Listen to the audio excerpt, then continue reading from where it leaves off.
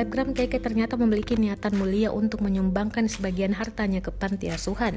Hal itu diungkapkan Keke ketika menjadi bintang tamu dalam acara Brownies Trans TV pada 3 Juni 2020. Ruben Onsu sebagai pemandu acara awalnya bertanya apa yang akan dilakukan oleh Keke dengan uang yang ia dapatkan selama berkarya.